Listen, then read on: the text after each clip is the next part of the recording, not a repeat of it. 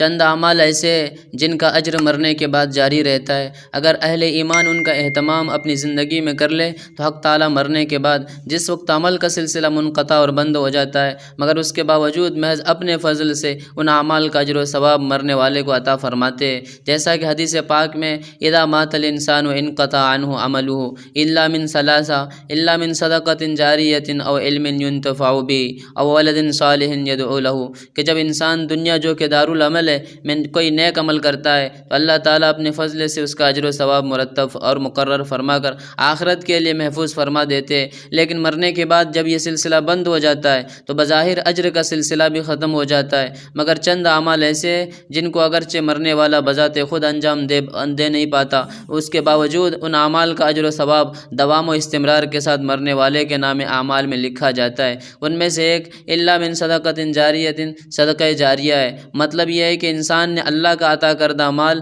اپنی زندگی میں کسی ایسے خیر و بھلائی کے کام میں لگا دیا جو اس کے بعد بھی باقی رہے اور لوگ اس سے فائدہ اٹھاتے رہے، مثلا کوئی زمین جائیداد، مسجد یا مدرسہ یا نیک کام کے لیے وقف کر دی، یا پانی کے بور یا کنویں وغیرہ کا انتظام کر دیا، اسی طرح کسی جگہ درخت لگا دیا اور لوگ ان چیزوں سے فائدہ اٹھاتے رہے، تو آئندہ جب تک اس کا صدقہ جاریہ والا یہ کام باقی رہے گا اس کو برابر اجر ملتا رہے گا، بلکہ اللہ رب العزت کی ذات سے امید ہے اگر مرنے والے کا صدقہ جاریہ والا عمل کسی وجہ سے باقی بھی نہ رہا لیکن اس کی نیت ہمیشہ کے لیے لوگوں کو نفع پہنچانے کی تھی، انشاءاللہ سچی اور اچھی نیت کے مطابق تو اب ہمیشہ اسے انشاءاللہ اللہ تبارک و تعالیٰ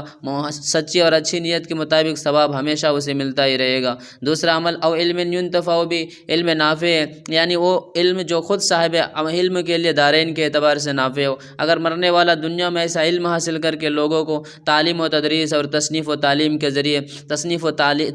کے ذریعے فیض یاب کرتا رہا، لوگوں کو سکھاتا رہا، تو مرنے کے بعد اس علم کا اجر اس کو مسلسل ملتا رہے گا۔ تیسرا عمل ہے او ولد صالح يدعو له، اپنے اولاد کو صحیح تربیت اور تعلیم کے ذریعے نیک بنانا، یہ عمل ایک مومن کے لیے دارین میں نیک نامی اور کامیابی کا ذریعہ ہے۔ اس سلسلے میں پہلی بات یہ ہے اولاد کو نیک صالح بنا کر چھوڑنا، یہ خود ایک ایسا نیک عمل ہے کہ اس پر مرنے کے بعد والدین کی اولاد